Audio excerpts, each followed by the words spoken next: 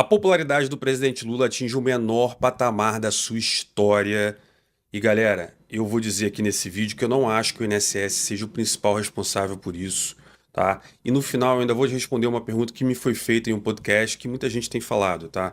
Porra, dado que a gente está quebrando a economia, que a esquerda está quebrando a economia brasileira, vamos todo mundo votar no Lula, porque aí vai quebrar lá na frente e a gente resolve esse problema, né? Bom, eu não concordo muito com isso, eu vou explicar por quê. Mas antes disso, vamos lá. Por que eu acho que a popularidade do Lula segue em queda? Galera, olha só. Uma coisa que eu aprendi ao longo da história do Brasil é: se a economia vai bem, o presidente vai bem. Se a economia vai mal, o presidente vai mal. Simples assim. A economia real que eu me refiro. E aí eu vou usar como explicação a própria década de 80, tá? A década de 80 no Brasil, da hiperinflação, é inclusive conhecida como a década perdida. Era uma época muito difícil, porque a inflação ela destrói o pobre. Destrói o pobre. O cara que é rico, ele inclusive pode viver muito bem na inflação, porque você tem ativo para se proteger, mas o pobre não. Então as pessoas sofriam muito. Até que em 93, lá, 94, o Fernando Henrique consegue, junto com o Itamar, montar um plano, né, feito com economistas liberais lá do Rio de Janeiro, né, e aí ele lança o Plano Real, estabiliza a inflação, né, e aí por conta desse grande movimento que salvou a economia brasileira, o Fernando Henrique disputa a eleição e ganha com tranquilidade em cima do Lula. E depois ele vai para a reeleição e ganha com tranquilidade em cima do Lula. Lula, inclusive, que dizia que essas ideias do Plano Real eram completamente equivocadas, né? Pois bem, Fernando Henrique fica 8 anos no poder, vence todas as eleições em cima do Lula.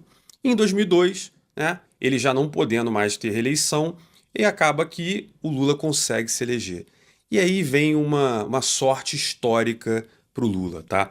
Em 2001, a China entra na Organização Mundial do Comércio, começa a crescer, a Ásia no geral cresce muito, os caras veem o capitalismo vencer o comunismo, abraçam os mercados, tá? E aí a China tira nos últimos 25 anos 400 milhões de chineses da extrema pobreza e coloca eles num patamar de IDH europeu.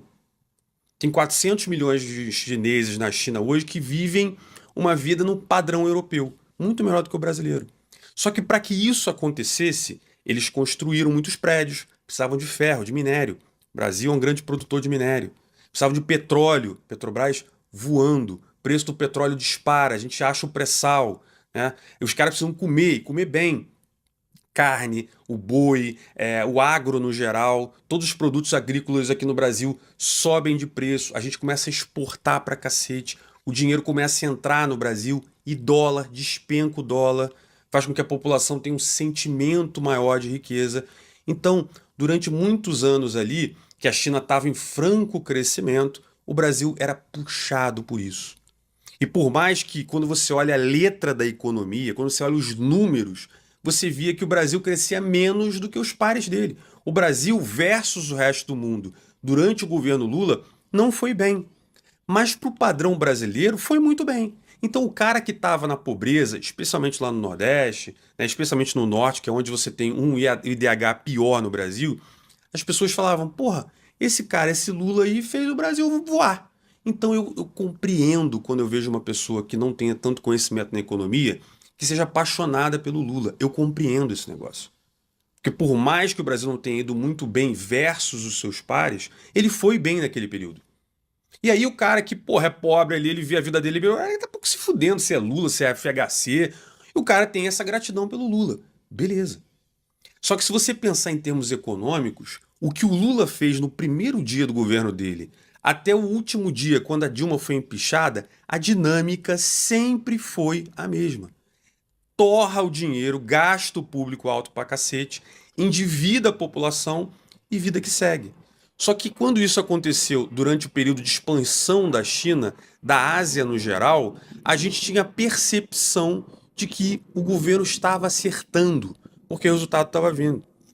Quando a Dilma pega no governo dela uma China mais estabilizada, algumas crises, e ela mantém essa mesma dinâmica que não funciona, o ambiente agora é outro, aí a gente tem a explosão do gasto público, aí a gente tem uma piora da economia brasileira. E aí a população fica puta, não é só 20 centavos, vai lá para fora, tira a Dilma. E aí entra o Temer para organizar a casa. Aí entra o Bolsonaro com ideias muito boas para a economia. Redução do Estado, menos Brasília e mais Brasil, Paulo Guedes e tal, não sei o quê. Bolsonaro fala um monte de merda, arruma confusão com um monte de gente. E aí a galera da imprensa vai pra cima e tal e consegue resgatar o Lula. E aí a galera que vota no Lula, ela não votou no Lula porque ele é bandido, porque não é bandido, porque o cara votou no Lula porque ele falava, porra, lá em 2002 era tão bom. O cara não entende de taxa Selic, ele não entende do fechamento da curva de juros. Mas ele falava, porra, na época que esse cara tava lá era bom, vou votar nele. E vota nele. E aí boa parte da Faria Lima, acreditando que viria um Lulinha paz e amor, apesar do Lula não ter enganado ninguém, ele não disse quem era o ministro da economia dele. Muita gente falava, não, ele vai entrar e vai botar o Joaquim Levy, ele vai botar o Henrique Meirelles. Não, o Lula não falou isso em nenhum momento. E aí o Lula entra e no primeiro dia de governo anuncia lá o Haddad, a galera, anuncia um plano de governo que era exatamente igual ao da Dilma. Aí tem o Boa Sorte Day, que a gente fala, que é o Henrique Meirelles fala, boa sorte. Né? O Armínio Fraga fala, agora eu tô com medo. Né? A galera veio e fala, fudeu, não é o Lula paz e amor, é um Lula Dilma 3. E aí ele faz o quê? Torra gasto público pra cacete, endivida a população. É a mesma receita da Dilma. Só que o ambiente é outro. É um mundo que está em crise, é um mundo que tem os Estados Unidos ali, porra, rateando. Se vai ter recessão, vai ter inflação lá nos Estados Unidos. Então é um ambiente muito mais hostil do que aquele ambiente que era maravilhoso, com o Obama vindo no Brasil. Esse aqui é o cara e o cacete. E aí, desde o primeiro dia desse governo, na verdade, o meu canal começou no final do governo Bolsonaro, eu já falava, essas ideias do Lula vão dar merda. E o que aconteceu? Merda. Primeiro momento aumentou gasto público, teve o efeito positivo e a conta chegou. O que está acontecendo agora para a população pobre é você sentir a conta chegando.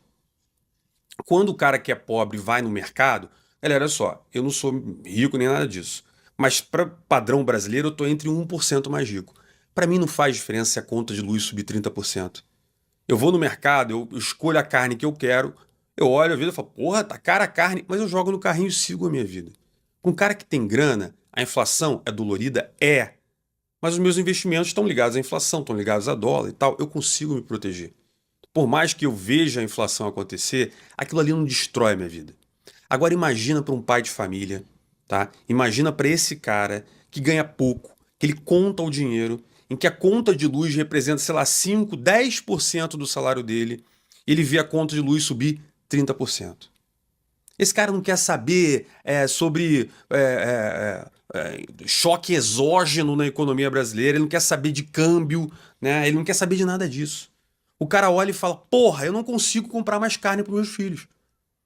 O cara, na hora que ele vai comprar uma carne, ele já tá comprando carne de segunda, ele já tá comprando frango, aí ele já tá comendo ovo, e ainda assim ele não consegue comprar as coisas direito. Subir 30% da luz para mim não faz diferença.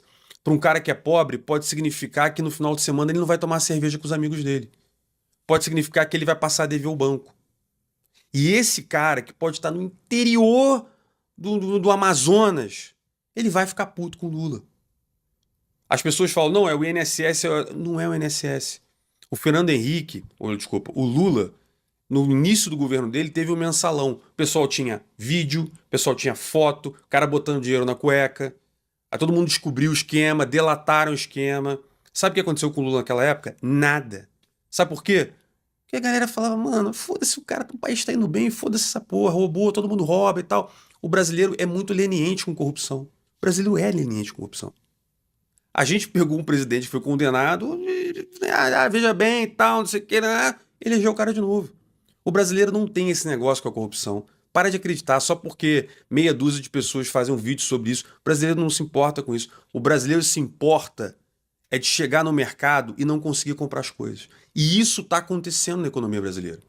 Não sei se vocês acompanharam agora, mas agora possivelmente aquela ideia que não vai ter mais aumento da taxa de juros. O Galípolo deu um sinal que pode sim aumentar mais um pouquinho a taxa de juros. Sabe por quê? A inflação brasileira não está controlada. Por mais que o governo fique trabalhando o IPCA, porque veja, o IPCA é uma cesta de bens. Então, de alguns produtos específicos. E aí o governo consegue, vou segurar um pouco a luz aqui, vou segurar ali, vou baixar o preço da Petrobras na canetada. Ele consegue dá uma mascarada no IPCA, mas a inflação que a população percebe é diferente. A inflação que o cara no interior do Maranhão tá sentindo é diferente. O cara pode ter votado no Lula lá, pô, o cara mora numa cidade super legal no Nordeste, ele votou no Lula e tal, porque ele acha que ia voltar a ser o Brasil de 2002 e o Brasil não volta. Aí o cara tá puto. Ah, mas ele roubou no INSS. Foda-se se ele roubou no INSS. Mas por que que o meu filho agora não consegue, porra, comprar uma carne razoável pro meu filho?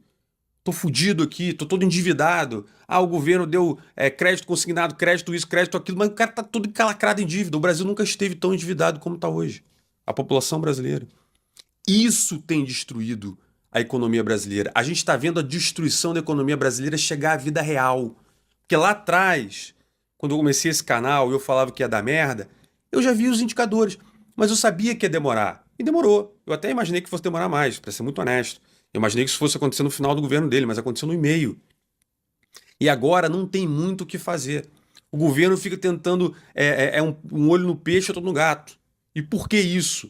Porque ao mesmo tempo que ele tenta fazer as cagadas dele, dar luz de graça, dar não sei o que de graça, que sempre foi a forma de você comprar voto no Brasil, ele também vê a deteriorização da economia acontecendo a olhos nus. Todo mundo está vendo isso, está sentindo isso. E a inflação, ela é o que destrói o pobre. De novo vou falar isso. Então, o que está acontecendo é, o Lula está perdendo popularidade porque pessoas que mal sabem ler e escrever estão sentindo no seu bolso que a economia vai mal. Simples assim. E agora respondendo a pergunta que me foi feita num podcast, porra, então vamos votar no Lula para ele quebrar logo o Brasil. Aí eu acho uma coisa perigosa. Porque, veja, você pode ter a visão que vai acontecer o seguinte, tá? Porra, o Lula vai se reeleger, vai dar uma merda federal, a gente vai pra rua, vai causar o impeachment dele e aí, porra, maravilha, o Brasil vai botar um cara novo, né? Não é bem por aí, tá, galera? Tem casos, como a gente conhece, da Venezuela, da própria Argentina, que depois do fundo do poço tinha um alçapão e tinha mais um poço lá embaixo. Isso aconteceu na Argentina. Entrou lá o Macri, tentou fazer, não conseguiu, voltou os Kirchner. Aí o pessoal, agora o Kirchner vai entrar e vocês vão ver uma coisa, vai quebrar a economia e as coisas vão se resolver. Não, cara. A Argentina ainda foi muito, muito, muito lá para baixo antes de conseguir eleger o Milei. Conseguir eleger o Milei. Já a Venezuela não foi assim. Quando começou a dar merda, o pessoal, então a esquerda vai ficar, vocês vão ver. E olha onde é que está a Venezuela. Continua com o governo de esquerda, autoritário. Então, a ideia de que o Lula vai se reeleger, vai dar merda e a gente vai conseguir corrigir as coisas, pode não ser esse o caminho. Ele pode se reeleger e, de alguma maneira, construir umas raízes que o permita continuar por muito tempo com inflação a 200, 300%. Porque isso aconteceu aqui do lado na Argentina, né? E pior do que isso, pode ser a Venezuela, que já passou de dezenas de milhares de porcento da inflação, população na extrema pobreza lá, e o governo continua sendo o do Maduro. Então, muito cuidado quando você pense por esse caminho, né? O caminho de ele vai se reeleger e depois a gente corrige pode não ser o que vai acontecer aqui no país.